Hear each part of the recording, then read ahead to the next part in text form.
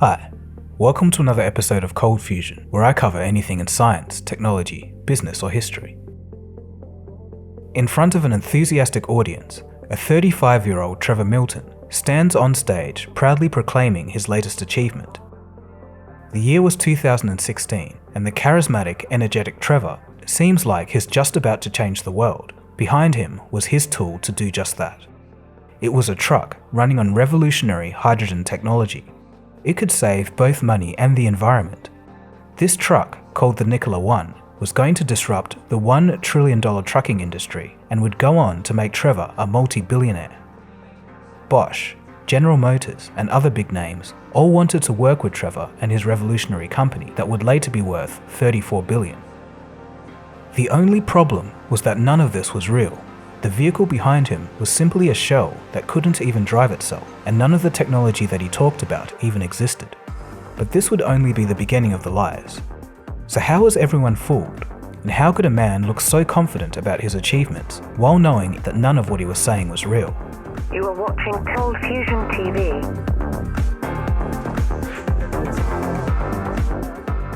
Today, it seems like the world of startups is having its fair share of charismatic swindlers. From Theranos to Wirecard, the game plan is simple. Pretend that you have a revolutionary technology or business plan, gain billions in investment, and finally, fake it until you can cash out with billions. In the case of Nikola Motors, you might just end up with a $34 billion company. To understand how we got here, we have to go back. Our story starts in Utah with Trevor Milton. Trevor was born in 1982 and had a rough upbringing. His mother died of cancer when he was just 14 years of age, and he would witness her coughing up blood in her latter days. Trevor and his 4 siblings had to learn how to survive with a bedridden mother and a father who worked 4 hours away. It could be said that these experiences made Trevor driven. He wanted to make something of himself. Milton and his father were close. Many years later, they would even go into business together. But that comes later in the story. After high school, Milton took a Mormon missionary trip to the favelas in Brazil. The experience got him thinking about wider problems, particularly environmental ones. He would return back to Utah in 2003 and would attend the Utah Valley State College to study sales and marketing, but he would drop out after just 1 semester. He had his eyes on bigger things. He wanted to start his own company, and so he did. His first company dealt with security alarm sales, and Trevor would sell off the company for $300,000. But in this deal, there were already signs of trouble. According to the buyer of Milton's company, he overpromised the potential of the business, resulting in a loss for the buyer. Milton also allegedly cheated his business partner out of $50,000 during the sale. In 2009, he would move into the online ads business with a website that sold used cars. Trevor would then move on from selling used cars to building vehicle power plants. And if you think this was a bit of a leap, it was. He had no formal training in the industry. Undeterred though, this effort would come in the form of DHybrid. The plan was to transform existing diesel engines to run on compressed natural gas. Now, this idea was solid. Natural gas has less emissions, lower maintenance costs, and is overall safer. The execution of his plan, however, was a disaster. As mentioned, Trevor had no formal engineering experience, but after some good marketing, he managed to convince the company Swift Transportation to invest $2 million. In the deal, 10 trucks would be converted as a trial run, then later, 800 trucks. But as it turned out, Trevor wasn't pulling his weight in the deal. A 2012 lawsuit revealed that only 5 trucks had been delivered. In addition, the engines had major problems and didn't do at all what they claimed. And to top it off, part of that $2 million was squandered on personal living.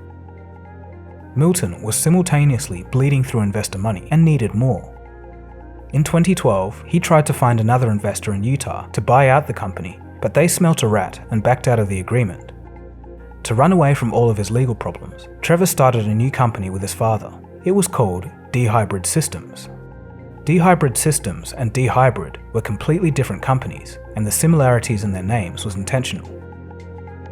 Trevor and his father now had complete ownership and would work on the same technology, but now without the legal problems. This move left the whole DHybrid partners with nothing. As outlandish as this was, the plan worked, and a new company, Worthington Industries, paid $16 million for their company. The only problem was that the company was in shambles. In private conversations, Trevor admitted that parts of the engine systems were falling off the trucks, something he stated was potentially fatal. At the end of the day, all that mattered for Trevor is that the deal was paid out for him and his father. I freaking helped design and develop and fix all these repairs that Worthington didn't know about. These back of cab units were actually falling off of the trash trucks. Falling off the trash trucks. Like breaking off. They were shearing the damn freaking frames and then coming off. Like nearly freaking causing deaths and stuff. In 2014, Trevor founded what would become Nikola Motors. Meanwhile, Worthington was losing millions. The faulty engines that DHybrid had given them was causing nothing but problems. Milton was making money while the companies that he sold off were money pits.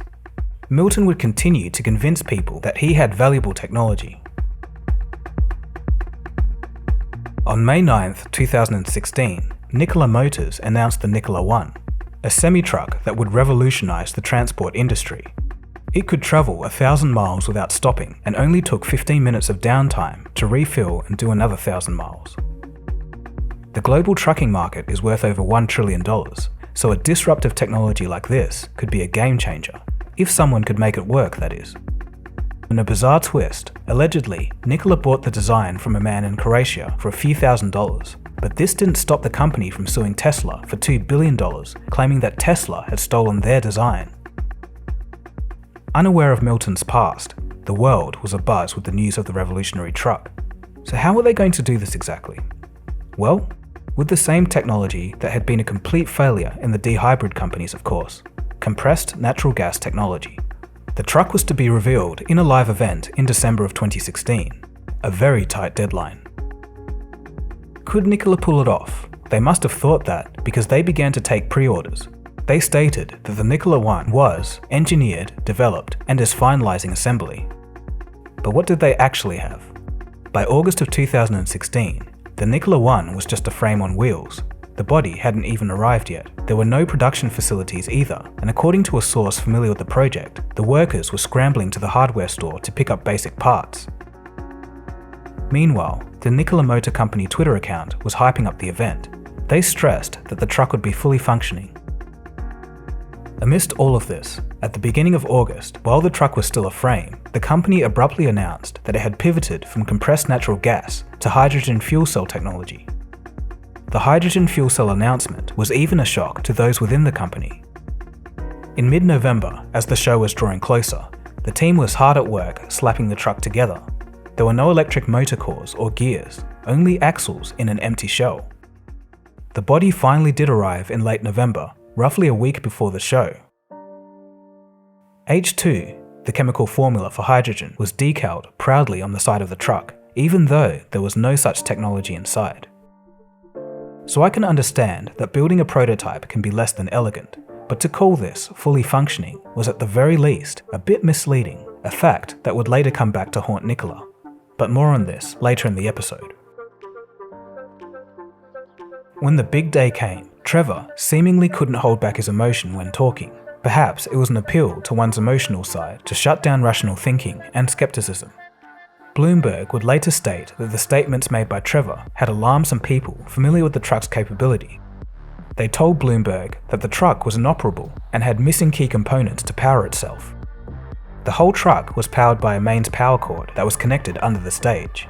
Trevor would put an emphasis on the touchscreens within the cabin, seemingly the only part of the truck that actually functioned. The whole thing was essentially a big shiny decoration. So how long have you been working on this? Because this is a fully functioning truck right here that we're sitting in. So how long have you guys been working on this? Years in secrecy. It's been very hard. Some of the people have found out about us over the last 4 or 5 months as we announced some of the lead up to this big event. But it took years and years to get here. This isn't just a pusher like a lot of vehicles that they unveil are just vehicles that don't actually function. It's a fully functioning vehicle, which is really incredible. You can go through. We can.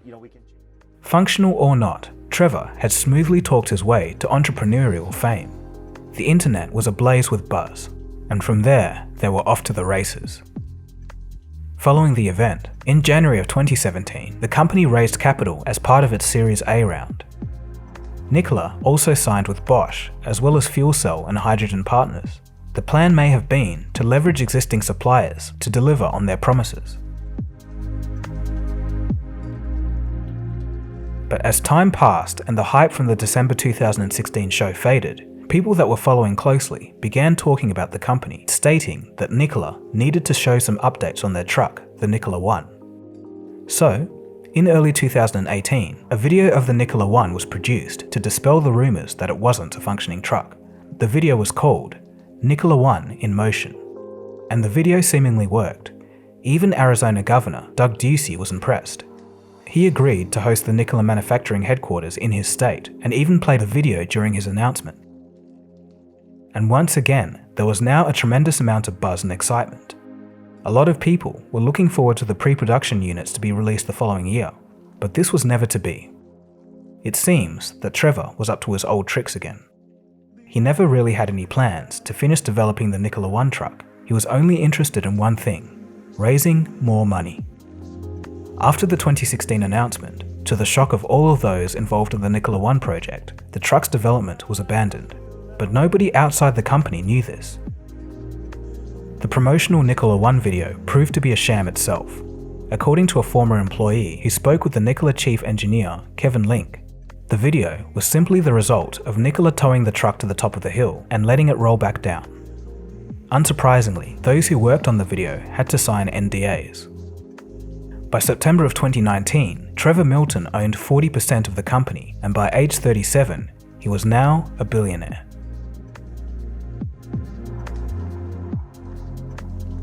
So, the company was going to use compressed natural gas technology and then pivoted towards hydrogen technology. They were going to use hydrogen as a kind of fuel to power an electric motor.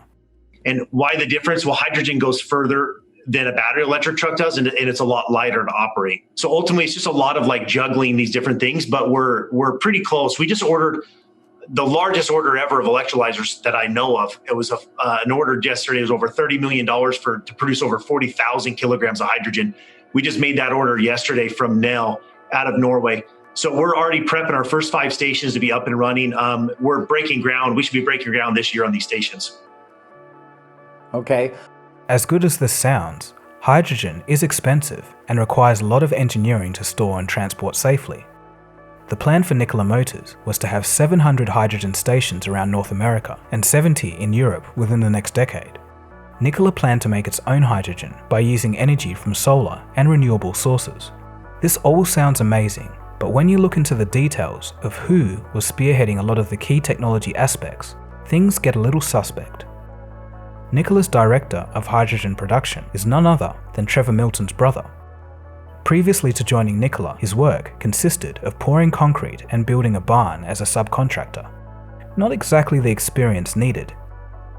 According to those familiar with the matter, Travis really didn't do much at the company. He was kept around to do a few odd jobs, hold a rope here, fetch those tools, and that kind of thing. Trevor had given Travis, along with other family members, Nikola Motors stock worth over $110 million. Nikola's head of infrastructure development, in charge of building out those 700 plus hydrogen station networks, was previously a general manager of a golf club in Idaho. Again, not exactly the experience one would expect for the job. As pointed out by Kathy Wood, CEO of ARK Invest, hydrogen on average costs 3 times as much as electric. Trevor needed a way to fix this. In an interview, Trevor claimed that Nikola produces hydrogen for under $3 a kilogram, 81% cheaper than the rest of the world, representing a major breakthrough. We're really an energy technology company. We sell the energy to consumers. Not consumers, but businesses that are buying the trucks. That's where the money is. Obviously, we want to reduce the cost of our truck, but we're now cheaper to drive than a diesel is per mile, and we make 5 times the revenue of our competitors. So it's awesome. That's why Nikola's really cracked the chicken and the egg. The generation that's investing now, they care more about the environmental impact of what you're doing then they do like, oh, well, you're 6 months or 8 months from revenue. They don't care. They're like, you know what? You're changing the world. You're going to reduce emissions more than anyone else. We're invested into you. When pressed, Trevor later acknowledged that Nikola produces no hydrogen at all. But this didn't stop BP later pledging to join Nikola to build out their hydrogen fuel network. It really is amazing when you think about it. Trevor had perfected a devious game. He would act as a spokesperson for Nikola and make up lofty claims to gain partners. Essentially, Trevor would use these claims to get investors and more partners, and then use the brand recognition of those partners to get even more investors. Ultimately, all of this didn't matter though, because the next piece of technology that Trevor was going to announce was going to change the world. In late October 2019, Trevor began teasing on Twitter that Nikola was going to change the world with an upcoming announcement that was bigger than anything that he had announced in the past. While he was tweeting up a storm, in November of 2019, Milton cashed out $70 million and bought the most expensive house in Utah, a $33 million mansion on a 2,600-acre ranch. He told the Wall Street Journal that this place was, quote, a sanctuary for my family, friends, and others to enjoy. On November 18, 2019, Nikola began negotiations to go public. The very next day, the company announced that it had solved one of the greatest challenges facing sustainable energy, a high-density battery. This new prototype battery would provide 4 times the energy density of lithium-ion and could power a Tesla Model S for over 600 miles. On Twitter, Trevor claimed that he had seen this technology perform with his own eyes and promised a major demonstration. Riding high off the announcement, Nikola Motors began to receive serious attention, and Anheuser-Busch was first to jump on board, placing a pre-order for 800 trucks. Trevor estimated that the value of this new technology was to be worth hundreds of billions. The thing was, Nikola had no patent engineers, chemists, or research papers published. The truth was, Nikola had acquired the battery maker Dagogo for $56 million. As it turned out, Dagogo's technology was vaporware. It was a scam. It didn't exist. And so there it was.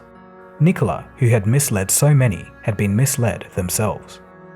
Interestingly, Dagogo was headed by Charles Resnick, a shady character who had just scammed NASA a few months before the Nikola deal.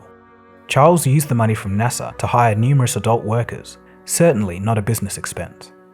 Charles would plead guilty in January of 2020, but once again, all of this didn't matter to Trevor. He was still on Twitter, touting the non-existent battery technology. With nothing more than the promise of a revolutionary truck that rolled down a hill and a game-changing battery technology that was purchased from a company that was a scam, Nikola went public on June 4th, 2020. They did so through a technique called a reverse merger. The thing is, with reverse mergers, you don't have to disclose all the intricate details of your company, something that a regular IPO would require.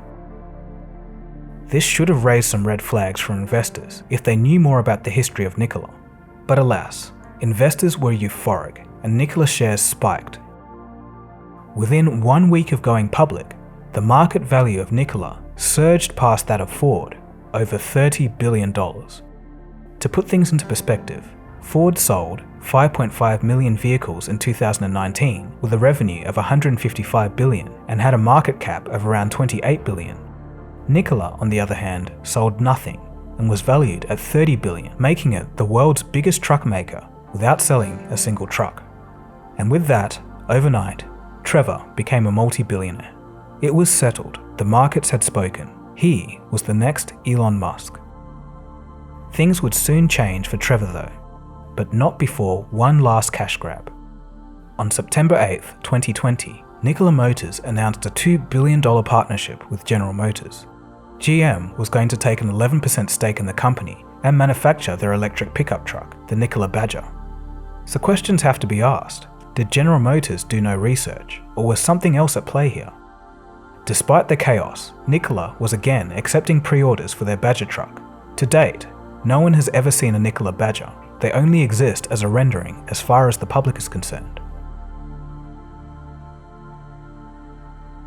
Finally, After lying for years and roping in some of the biggest companies, 2 days after the GM deal on September 10th, the short-selling investment firm Hindenburg Research released a scathing report calling Nikola Motors an intricate fraud. The firm said it had gathered extensive evidence, including recorded phone calls, text messages, private emails, and behind-the-scenes photographs detailing dozens of false statements by Milton. They accused him of lying about Nikola's technology. This was a bombshell report, and soon the gates were blown wide open. We believe this is only the beginning of Nikola's unraveling. Nikola's almost no intellectual property, products, or revenue to fall back on. We think the company's key asset was its founder's ability to raise money through hype, and then the Hindenburg is saying outright lies. Trevor Milton knew that this was the end, and he publicly promised a full rebuttal to all the damaging claims. But instead, he deleted his social media accounts and disappeared.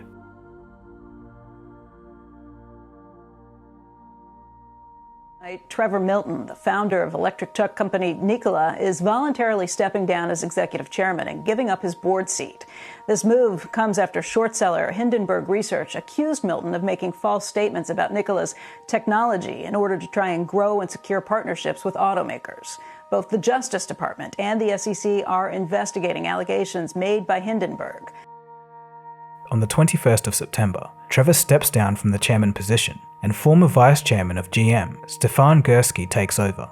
Nikola's stock plunged by 40%, and negotiations between Nikola and other partners stalled. And finally, a sexual assault allegation by Trevor's own cousin just added to the horrible mess. Many banks liquidated their Nikola stock, seemingly in disgust. The company received a myriad of subpoenas, and investigations by the Department of Justice and the Securities and Exchange Commission commenced. His company marketed as a game changer. We've built something that no one else thought was possible. Cleaner vehicles powered by hydrogen and electricity. For every doubter out there that said that there's no way this is true, how can that be possible? We've done it. But now the billionaire founder of Nikola Motor Company, Trevor Milton, is being charged with securities fraud. Do you have anything to say about the charges? We have a statement. Check it out. Milton, seen leaving a Manhattan courthouse Thursday, charged by federal prosecutors who say he lied about every aspect of his truck of the future. Milton claimed that the Nikola One could be driven, when in fact the closest it ever came to driving was when a group of Nikola engineers took it to the top of a hill and rolled it down so it could be filmed for a commercial. Prosecutors claiming the truck's door even had to be taped up for the video so it wouldn't fall off. At the end of July 2021, a federal grand jury charged Trevor Milton with 3 counts of criminal fraud. The US Attorney's Office in Manhattan accused the 39-year-old billionaire of lying to investors, making false statements about the company, and wire fraud. The SEC also filed civil securities fraud charges against him, requiring the court to permanently bar him from acting as an officer, and ordered him to pay fines as well as give back any revenue gained by his deceit. Trevor Milton, of course, denies all wrongdoing and has pleaded not guilty to the charges, but this will be a matter for the courts to decide. Since the charges, Nikola's stock has been steadily falling. Following the indictment, the company stated, quote, "We remain committed to our previously announced milestones and timelines and are focused on delivering Nikola Tre battery trucks later this year from the company's manufacturing facilities." Nikola continues to move forward under new management, but it has to be said, correcting the course of a company built on fraudulent claims by a compulsive liar is not going to be easy. The GM deal lies in limbo, and the stock price is at an all-time low, and faith in the company dwindles every day. Bosch, General Motors, and a slew of investors are left holding the bag. On a wider point, it's becoming clear that investors have collectively lost their minds. It seems as if they're only driven by lofty promises without doing a shred of research. Everyone was just so excited that they didn't want to look deeper, and herein lies the problem. Think of yourself as an inexperienced investor. You heard about this new company, and it just showed off a revolutionary truck. It was powered by new hydrogen technology, and also had amazing new battery technology. They'd partnered with major companies like Bosch and BP, and this company has raised a lot of money. You'd think you've hit a gold mine. You'd also think that you've gotten in on the next Tesla. This whole train wreck really is the old adage, fake it until you make it. But what happens if the things that you promise turn out to be much harder than anticipated? When do you pass the point of no return and just keep lying until you get caught? For Milton, he just kept lying until the very end. In a way, the story of Trevor Milton and Nikola Motors would almost be impressive if it wasn't so morally bankrupt. Maybe he did this all to provide for his family that had suffered so much during those early years. But it could have just as easily been pure greed. I guess we may never know. And with that is the wild and twisting story of Nikola Motors. So let me know what you think in the comment section below. So thanks for watching. My name is Dagogo, and you've been watching ColdFusion, and I'll catch you again soon for the next episode. Cheers guys, have a good one. ColdFusion. It's new thinking.